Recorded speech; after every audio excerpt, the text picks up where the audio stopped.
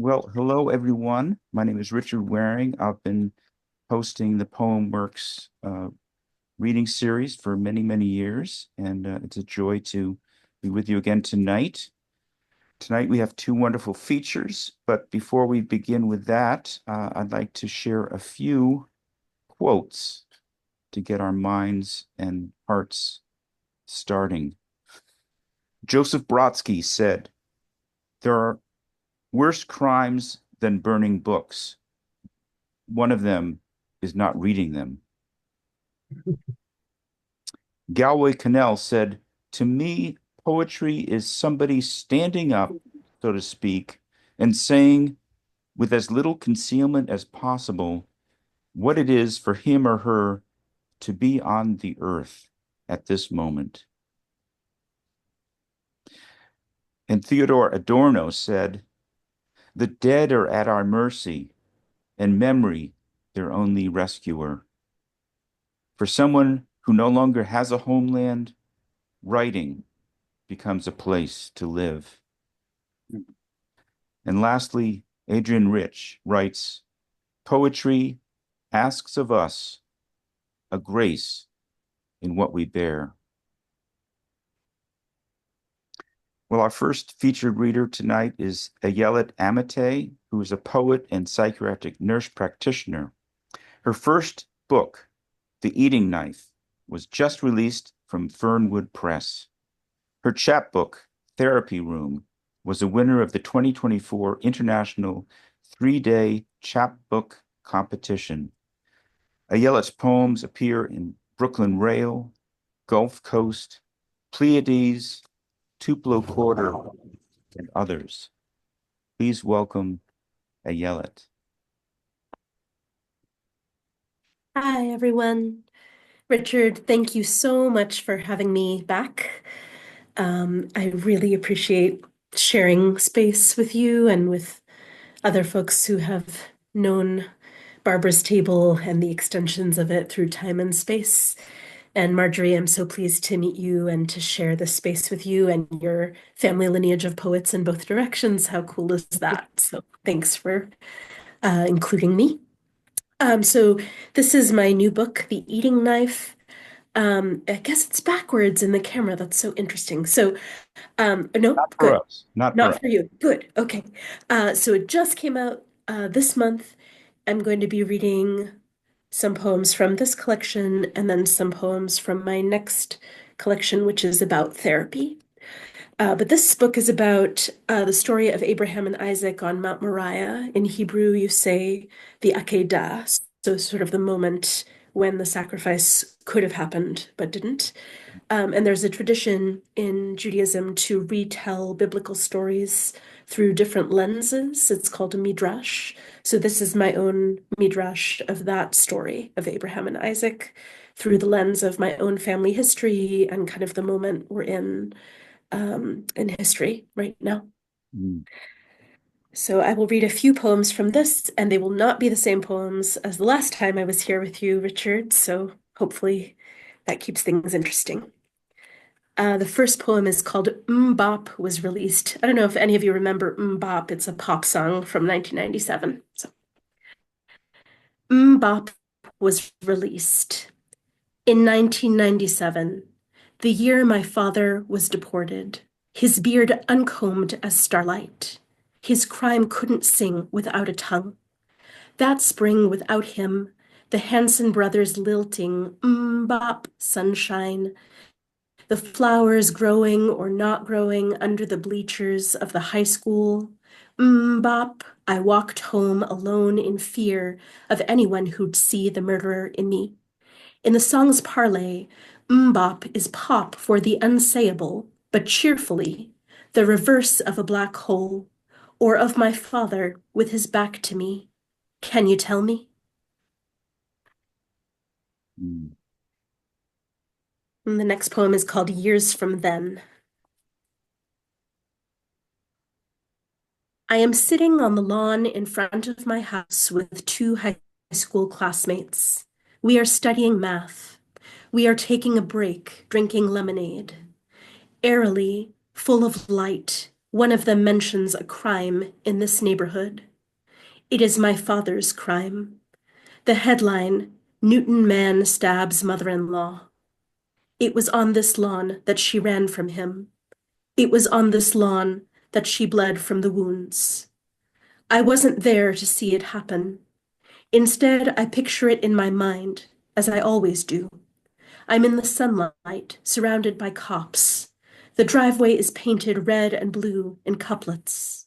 There is yellow tape everywhere, like a highlighter highlighting the most important absences. The neighbors are not talking, just like I am not talking with my classmates, about an absence, a hole in the cosmos, an anti-name. Do you see crime inscribed on my face with its blank, blanked out look? Shall we return to the sine and cosine, to the curves and the spaces under them? The answers are in the back of the book, but only for the even-numbered problems. The odd are up to us.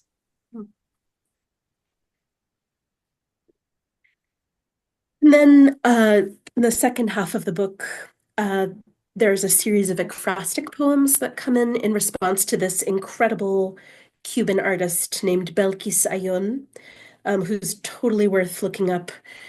She died in her 30s, and her art was also a retelling of a religious story. In Cuba, there's a sect that women are not allowed to enter, and she was like, screw that, and she made prints of all of the stories from this sect that was supposed to be secret for women. So this is one of those prints. And in the series, I write a poem in response to each one of multiple paintings that I saw in an exhibit. So I'll read you the introductory poem and then the painting in response to this cover image. Exhibit S, Belkis Ayun. I come to the exhibit masked. 2020, we are each a walking viral load. Still, I have to see. Although I don't know you, Belkis, I know you. The dreams that won't let go, the pressure sea exerts on island. Your llanto reaches across oceans, as far as the land of the dead. You gave its figures bodies. You gave us the texture of a circle by tracing the negative eggs, the holes in the cluster, the math of scales. Black and gray and white, you coded the calligraphy. You set metal plates in their tectonics. You haunted the rooms. Give me your hand, the one with the paint and the palm, the one with the wheat and the flame. And then this poem is for this painting. So I'll hold it up while I read. Exhibit S, Pa que me quieras por siempre. That's the name of this painting, which means, so you will want me forever. Leaves on fire, something to hold the loss. The only jar deep enough is the flower at the base of the skull. A flame blossoming in my hand and a knife in the opposite palm. The darkness kneeling with its hands full of wheat. Knee-deep in the threshing. Oh, stand back. Wheat is feathers. Wheat is the delicate plates of the skull, fusing, refusing. Belkis, cross my back with plated armor, my knuckles with scales. Let my palms be the ones puckering with fish. Thank you to Belkis for that art. I'm going to read one more poem from this book, which is called Moshiach in Mariupol. So this poem was written maybe 3 or 4 years ago, and the war in Ukraine was just beginning then. I've lost track, but it's still happening. So Mariupol is in Ukraine, and the Moshiach is the Jewish version of the Messiah, and in Judaism, the Messiah has not come yet. So this poem is about that. Moshiach in Mariupol.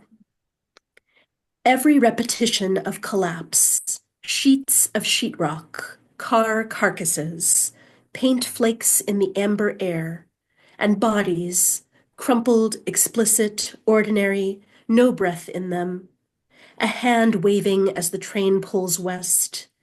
But see him there, slumped in the rubble, sifting ash into piles, waiting for someone to finally recognize him so he can reveal the gold in the grain, the blood that waters trees, the nuclear thrum.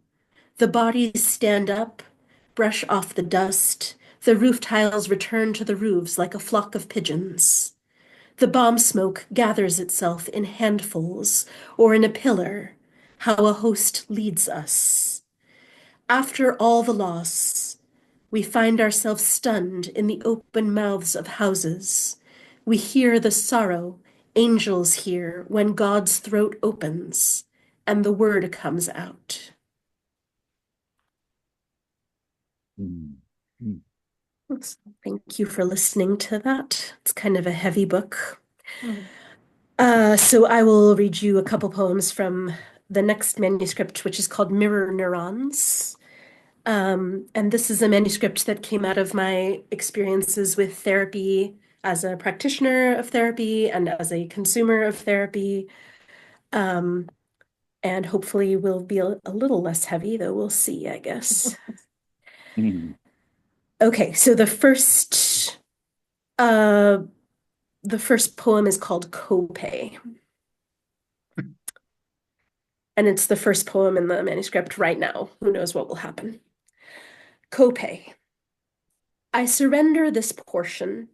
I pay it the way I imagine the ancient Greeks paid the tithes to stone all-seeing Zeus. Half a body of cow, half my daily lot, anointed in oil, smoldering or charred. Will you remember me by the increments of what I owed you? I will remember you by the way you taught me to recognize butter light, kelp light, spinner and canary light, cloud hide metal light. I can close my eyes and your office lamp is shedding its petals into your lap, as if 100 sunflowers bowed their heads to your hands. And I'll read one more poem. This is the last poem in this collection for now. And it's a sonnet. It's called To the Pills That Will Save Me. I swallow you in your white coat, chalk molded in an oval, numbered neat as whiskey, kiss of geometry, stuck in my throat like an overdone downbeat. It's not what you do to me as much as what you undo. Death is a porn star, shuddering, coming in my mouth, the jizz tasting of honeysuckle. So what if you are a velvet rickroll of drugs where a poem might have been? My brain is not a home. Thank you. Mm.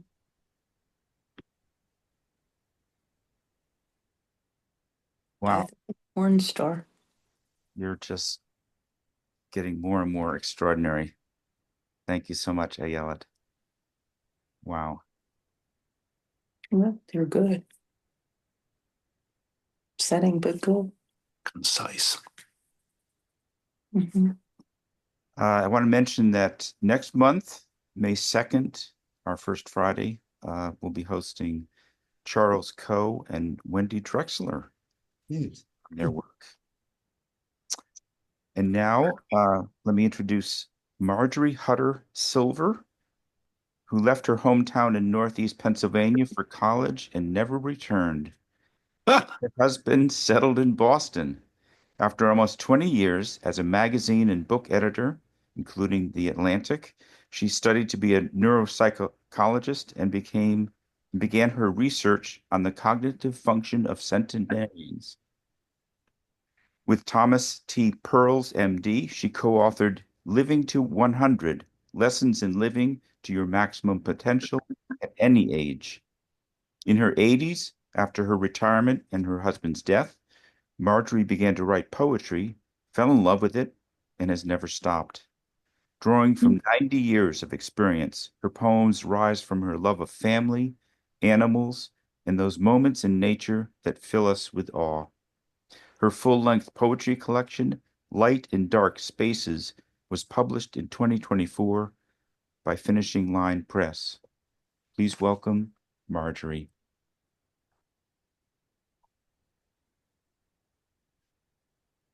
Thank you, Richard, for giving me this opportunity and for all the work you do She's to wearing put together these wonderful gatherings. It's a good one.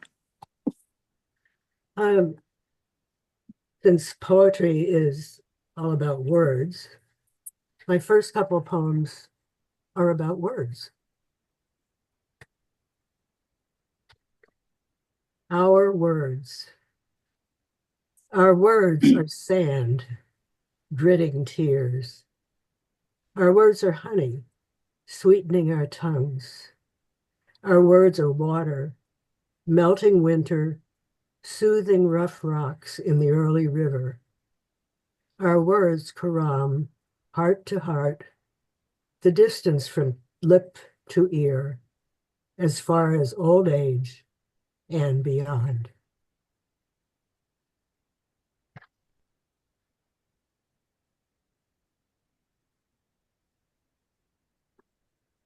And this is word game. If I want a night of griefless living, I free myself from his death with words. I start our game in the empty silence of my mind. I go first. What's the most beautiful word in the English language? Windowsill. No, I say, willow. Windowsill, he insists. And I hear soft, sorrowless laughter as sleep finds me among the repeated words. Windowsill, willow, windowsill, willow. Wow.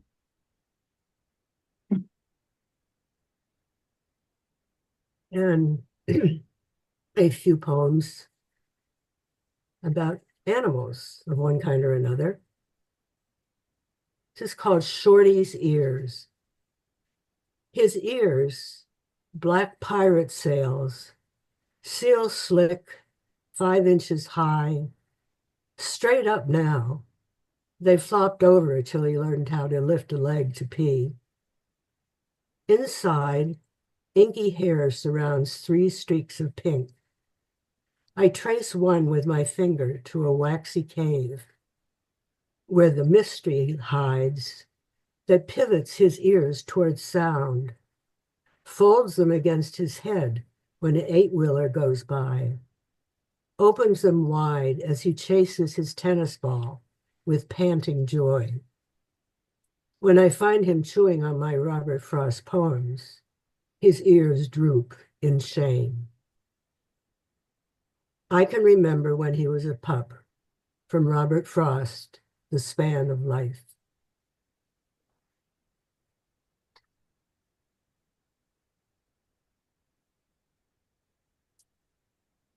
Or The Bathroom Ant. 6 legs scutter him into an alien world of plastic and glaring light. I track him with a handheld spray as he tries to flee the cascade of water, hard like a sudden storm. The pounding stream sweeps him into the drain. I turn off the faucet and dry my hands. An hour later, he is back on the barren expanse of vinyl floor. Defeated, I leave and hope he will find his way out. He is there next morning, trying to scale the slippery lip of the stall, but I need my morning shower. I could kill him with my shoe, not only this small, determined life force, but thousands of his descendants. He stops, turns his beaked face toward me, swaying thread-like antennae, suggest he's thinking. I am mindful that he has a brain and a heart and a second stomach which carries food for the colony. I put down my shoe. I trap him with a mouthwash cup, a skyscraper over his triune body, carry the cup to the patio, lean down and tip it over. He hesitates, checks the concrete with his antennae, runs toward the grass. Hmm.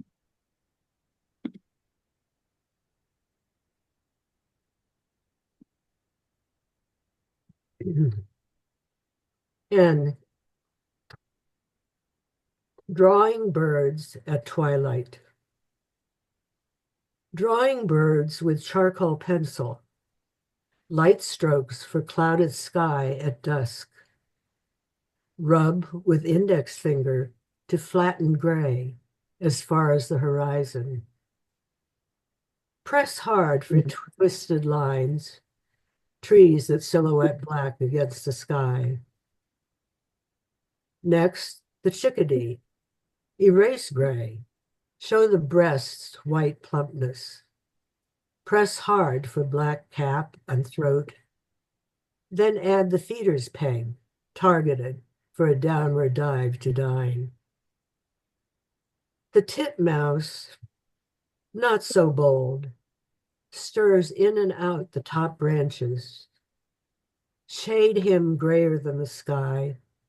Sketch proud crest tufts and bear down for round black eyes, scouting for sunflower seeds below.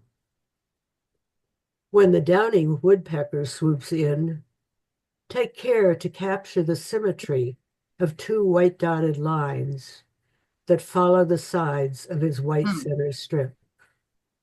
He taps a thick branch as he prepares to snatch his share. Please, do not darken twilight to opaque night that hides the birds till dawn. Hmm. And through a couple poems, I guess they're about aging. This is called Sleight of Mind. Hmm. My memory of why I walked to the kitchen stays behind in the dark bedroom. Yet my hand opens the refrigerator as if it recalls that much. But should I reach for eggs, English muffins?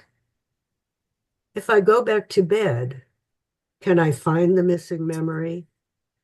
And will I then remember just where I put the thread I need to mend my life?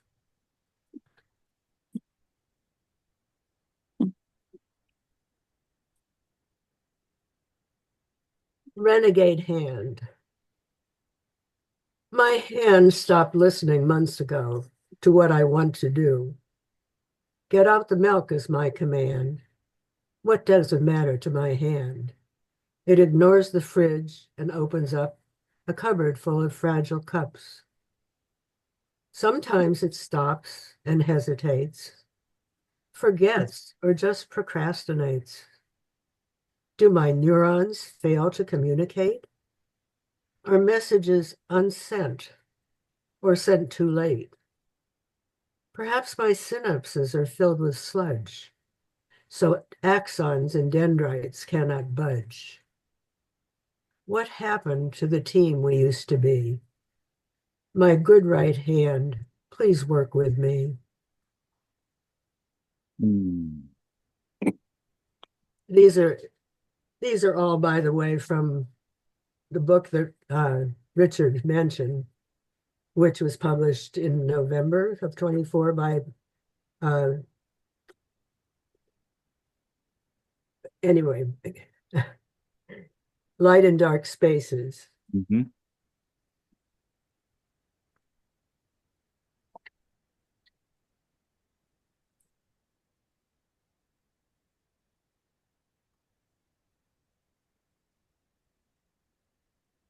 This poem was inspired by a line from Yehuda Amittay. Sins that were green last spring dried out over the winter. Seasons of sin. Young sins, unripe horse chestnuts, pricked my spine. Grass stains labeled the back of my blouse. Forever damned. My autumn sins, dried chrysanthemums, weightless as milkweed puffs, float through my mind like blessings.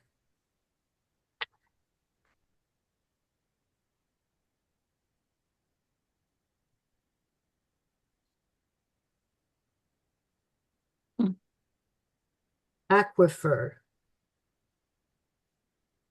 I loved the smell of my tears on my mother's freckled shoulders, my dog's sleek black fur, my father's rough sweater sleeve.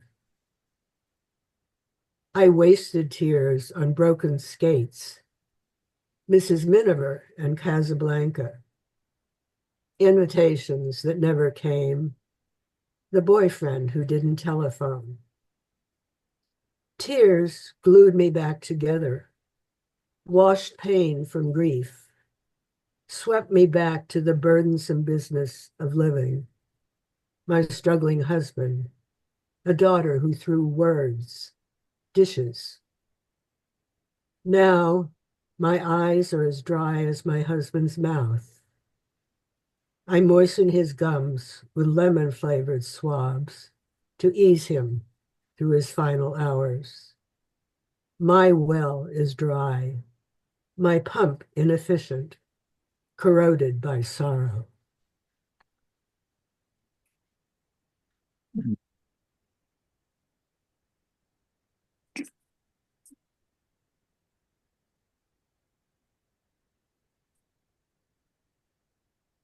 Mhm.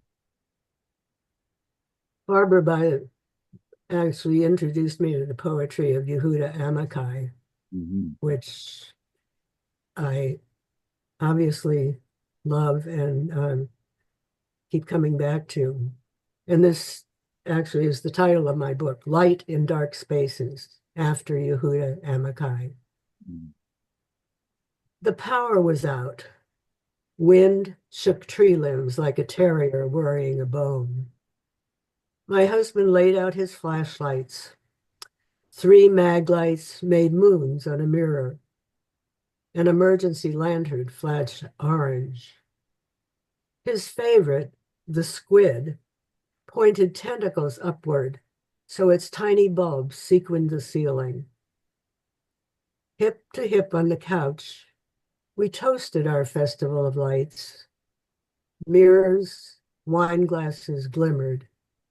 Reflections filled dark spaces.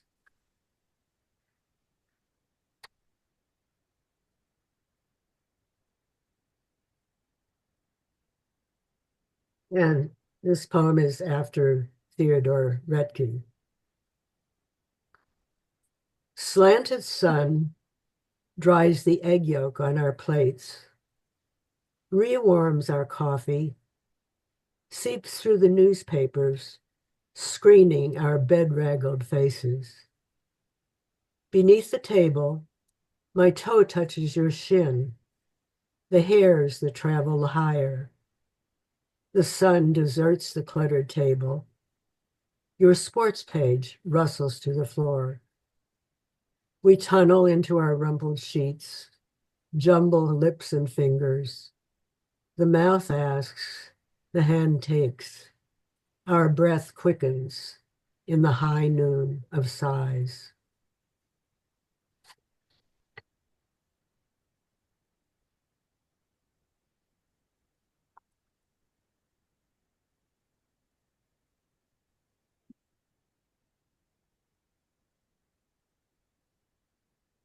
Soaking in moonlight. 2 alone, shirts and shorts shed, We soak in moonlight on the rough wood of a hot tub's edge, on a deck above a silent meadow. In daylight, our ears welcome birdsong, the rustle of grass as a snake passes. At night, we hear only the swoop of a bat, an owl's distant hoot. You take my hand. We slide into the moon-dyed water. Warm-blooded fish, no scales to armor us against the slippery invitation of each other's skin. Hmm.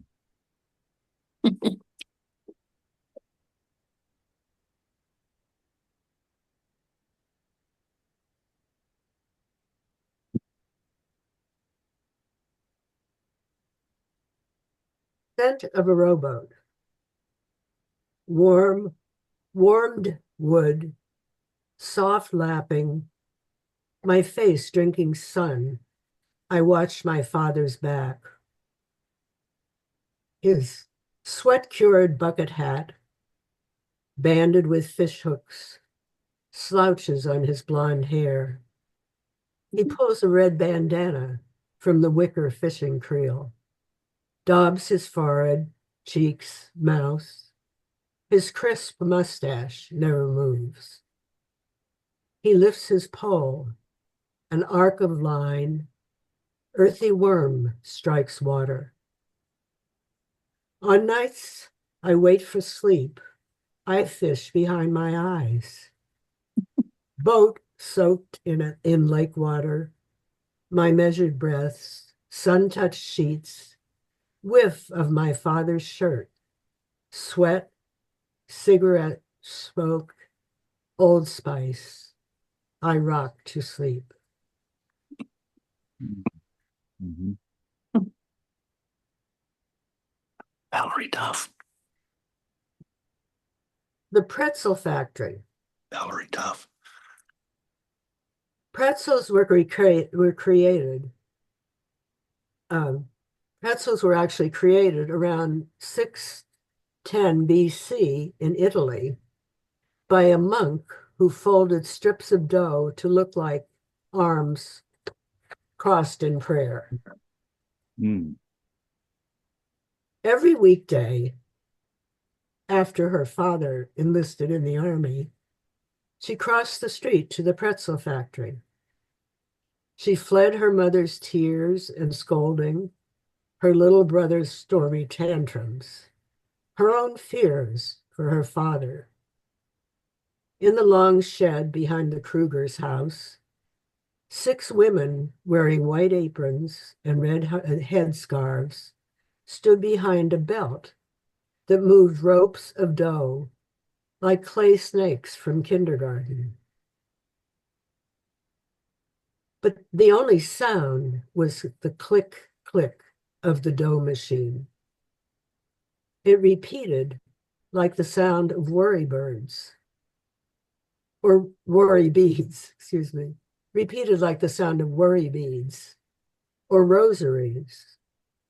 With two quick movements, each woman folded a dough snake into a pretzel, into a prayer.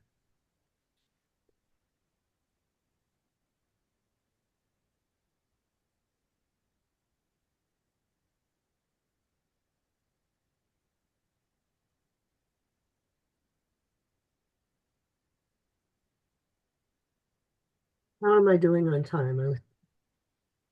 A few more would be welcome. Okay.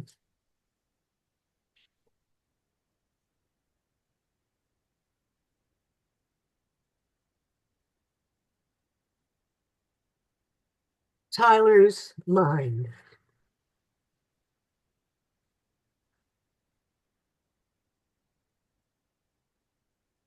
My grandson cannot speak or eat.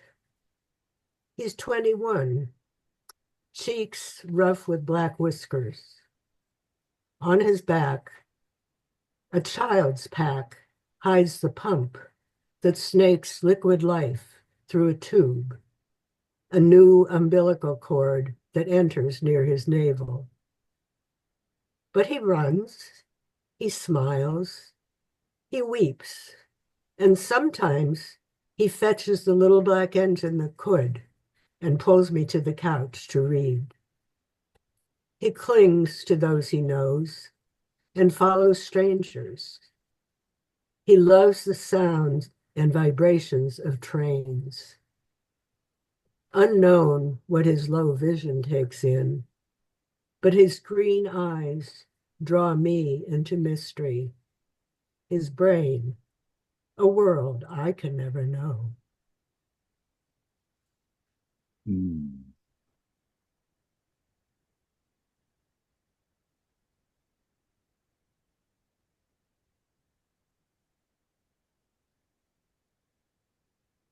I have a couple poems that are in a more formal form. And this is a ghazal.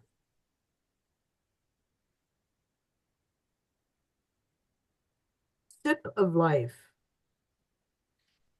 Skirts way up, laugh in the grass. Let it all go, life. Blondie I was, just one wanton lowlife. Although sins pricked my spine, I said, never mind. Did you expect a whiter than snow life?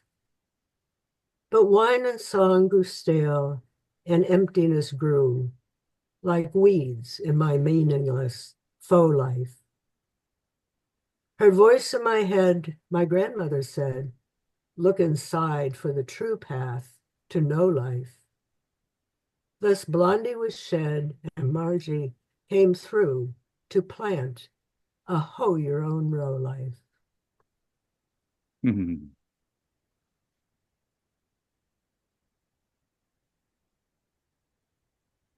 And this one is sort of kind of fun too. This is a villanelle called Love Villanelle. I once believed in gentle love romantic, unfolding sweetly in its own time. I cannot stay the course when things turn frantic. Perhaps the difference is semantic. For some, a love is drama, chaos, heat. I once believed in gentle love, romantic. Sometimes my emotions grow gigantic. My breaths come rapid, heartbeats happen fast. I cannot stay the course when things turn frantic. My love is sometimes steady, sometimes antic. I run from love that hits me like a storm. I once believed in gentle love, romantic. It's like a winter sailing, transatlantic. The waves grow high, then I am up and down. I cannot stay the course when things turn frantic. I wake in horror from a dream bacchantic. I panic when my passion burgeons strong. I once believed in gentle love romantic. I cannot stay the course when things turn frantic.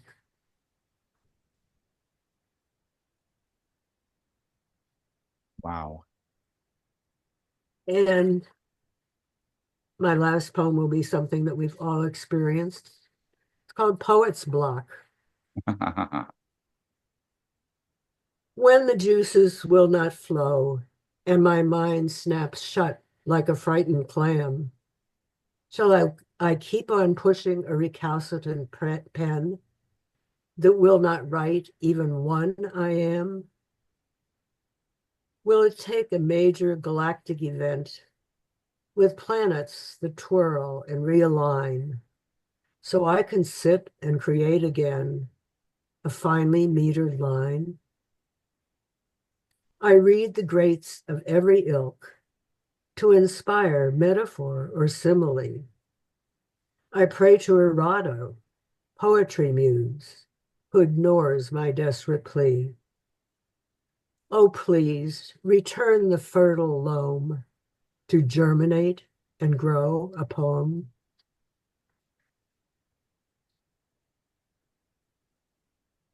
Thank you very much.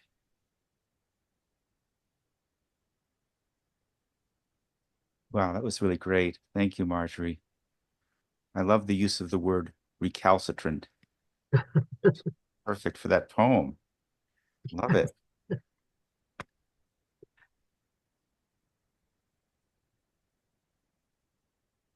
Well, 2 months from now, on June 6th, we've got Linda Lemenza and Eric Hyatt reading for us. So look forward to that as well. And now let us turn our attention to some other voices in the room. And I want to start with Steve Nickman. Thanks, Richard. And thanks, Ayelet and Margery, for your wonderful work tonight. It's an amazing evening. Last year, my wife needed to move to long-term care, and I needed to write a poem. Mm. And I thought of the phrase final reduction, which I think comes from a recipe for bordelaise sauce. Final reduction. Your old rooms in assisted living are filled with your absence. I go back to collect the cable boxes you can't use in the nursing home. On a table left behind in the rush of moving, a box from Mikimoto, 3 black pearls on a golden strand I bought you in Honolulu.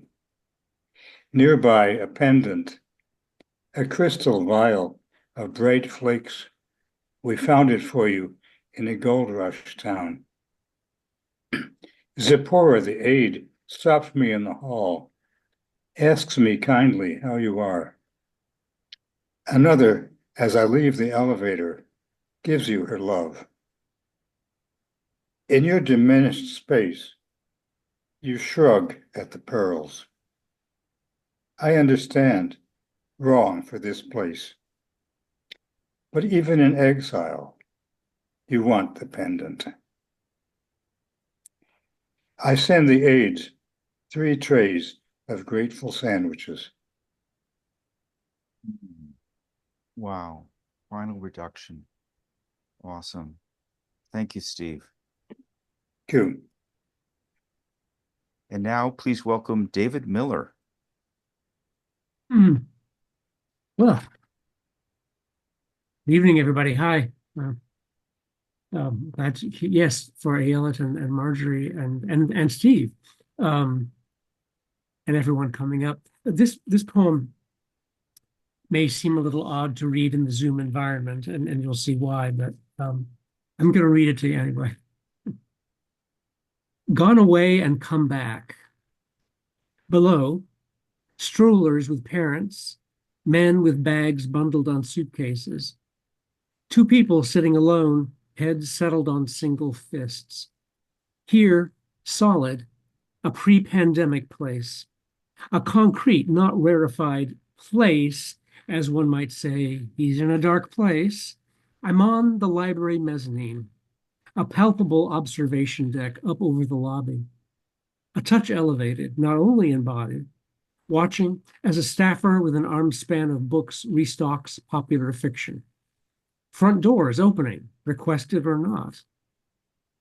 For 18 months after the end of my existence earning a salary, I landed here often, tangible space, flourishing voices and faces and bodies, with people who'd share an elevator, use hands to swap money for cafe sandwiches, meeting looks in each other's eyes, or not. Then we barred the doors, narrowed our radius, collapsed into faces in real-time video with bodies implied where screens ended half torso. And telephone voices, accepted as normal for such a long time, we forgot It was only sounds we were trading.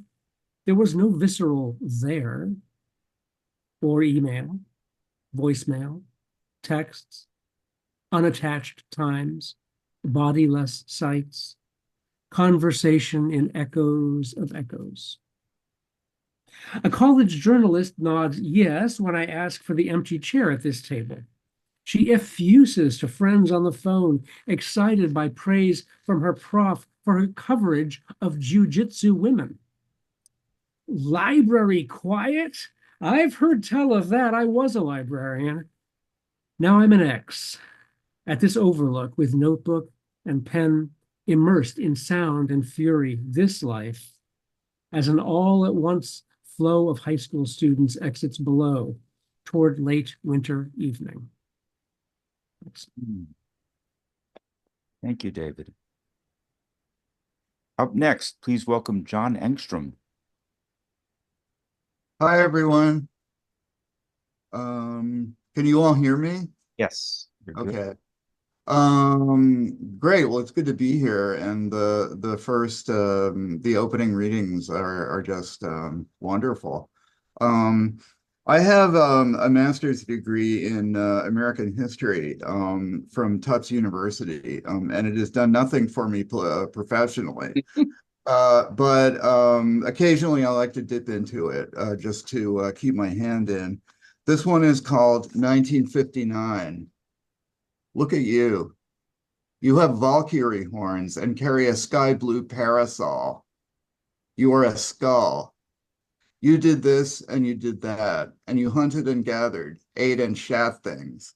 You got around, did stuff with your fellow indescribables. With your two flaring spirals of bone, you cut quite a Wagnerian figure climbing those mountains. Your sheath of keratin wore off like the chip on a debit card when you went skeletal. Sir, not allowed. Don't lean on the railing. The admonishing security guard has a horse's head made of plaster with clenched, broken teeth. Its inscription dated 1959. In that year, Castro seized Cuba. Copy machines enabled boring office jobs in which cold fluorescent lights set the tone for deadening work. We saw our planet for the first time from orbit. The New York Guggenheim opened. Alaska added itself to the US. Marilyn Monroe portrayed Silence of the Silver Screen for photographer Richard Avedon in Life. Soprano Phyllis Curtin starred as Salome at New York City Opera. President Eisenhower hosted a US visit by Soviet Premier Nikita Khrushchev. Soprano Leonie Risanek replaced Maria Callas as Lady Macbeth at the Met. A nascent writer swallowed half a bottle of aspirin, got his 4-year-old stomach pumped out, and ran away from home. Wow. Quite a list. Thank you, John. And now please My welcome pleasure. Margot Wizansky. Hi. It was really wonderful to hear your poems, Ayelet, and yours, Margery, after such a long time. It was great. What makes love endure? At dinner, someone said, it's will. No doubt speaking of his own marriage. A 4-letter word, bland and colorless. My will is concrete and steel. My wish, my desire, my inclination, my appetite, my willingness to have you in my life. If this is a poetry of will, it has no music. Willpower might stop me from binging on chocolates, but I don't need willpower to stay with you. I'm more than willing. You willed me back that night, and I owe you. Another kind of will, my last one, leaves you everything, and you can get rid of it, all my stuff. The other day, you told me I was willful, as if I wear the head of a pig. We have to exercise our will together. Neither of us can do it alone. Every morning, we choose to turn our faces to the sun, our will, like trees rooted deep. Though changes happen, trees grow, bend, and sway, steadfast until they fall. Let's will ourselves to enter the future, incomprehensible, until it's upon us. Wonderful. Thank you, Margery.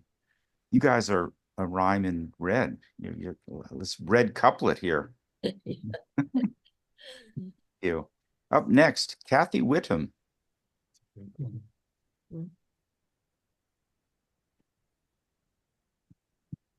Okay. Hi, everyone. So lovely to always listen to the unique poetry of each person. It's just so nourishing. All right, I think I'll read this one because summer is going to come soon. Riding the waves. I bring my journal to the beach to write the waves.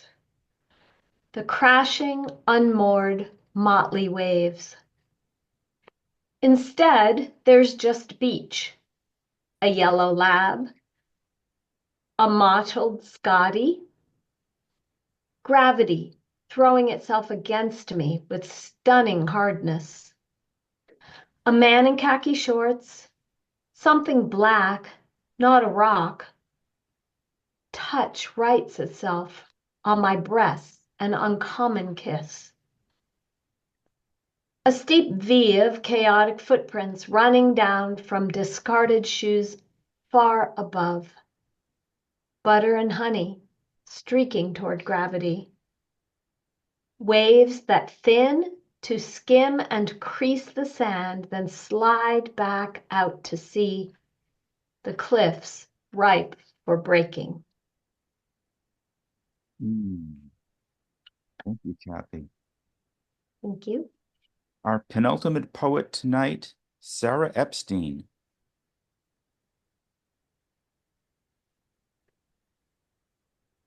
Hi, everybody. Thank you, everybody. I just loved hearing these poems tonight. This is called Ars Poetica, Raking Leaves. The leaves themselves, swept up by the wind, first caught my eye. My father asked me to help my brother with the bamboo-like rakes, teeth wide, to catch the oak and maple and sycamore leaves. The sycamore tree leaned ominously over the driveway, its name connoting predetermined fatality as each year it got sicker and sicker. The driveway led down a hill into the garage, giving us an advantage in moving leaves into woods behind the house. But first, of course, we played with the leaves. We raked huge piles and ran and jumped into leaves. We created the floor plan of a house with leaves. I brought real pillows for the beds. My brother set up an electronic doorbell with his battery and bell set. Eventually, it was time to bring leaves into woods. My father had large, sturdy, yet lightweight barrels made of some hard cardboard-like product and rimmed with metal. We scooped up leaves into barrels, then jumped hard to pack them down. The barrels were big enough for me or my brother to climb inside with the leaves. One of us would climb in and tip the barrel over. The other would push it on its way to roll down the hill towards the woods. I'm sure my mother had no idea that we were rolling down the hill in barrels, but my father thought it was fine. When we reached the woods, rolling and dragging and pushing the barrels, we dug out the leaves and left them just inside the first row of trees, where they would lie, forgotten, decomposing, fertilizing new leaves in the spring. Very nice. Thank you, Sara.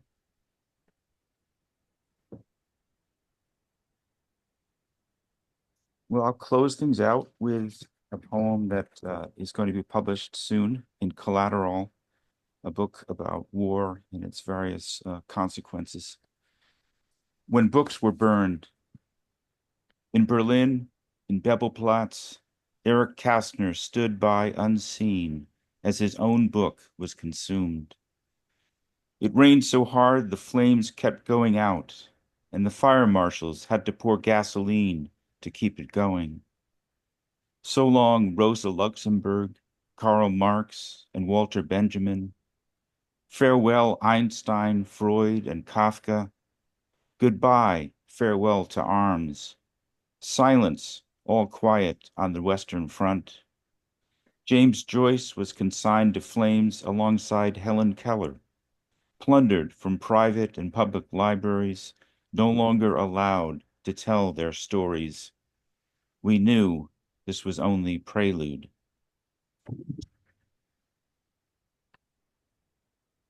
Great, Richard. Well, there it is. Thank you for warming yourself in the fire of our words, and let us hope that we enter into better times, though maybe not right away. Yeah. Yeah. Thank you, Richard. Yes, thanks, Richard. Yeah. Thank you. Any final comments as we wrap things up? It just occurred to me, Richard, as you read that poem, that it may be, of course, that some authors whose works were destroyed in those fires have actually since been forgotten. But I was, as you were reading, I was saying, yep, they survived. Yep, they survived. Yep, they survived all of those. We know all of them. They're all accessible. And that's not to be witlessly optimistic or something, but just to say, that wasn't the end of that work. Yeah, that's a good point. Yeah. Well selected. Thank you. Thank you, everyone. Yeah. Take care. Thank you. Thank you, Richard. Yeah. And all of you for listening. Yes. Always. Appreciated. Yeah. Thank you. Thank you, Richard. And the readers, yes. Yeah. Stay strong, everyone. Yeah. Good night. Thank you.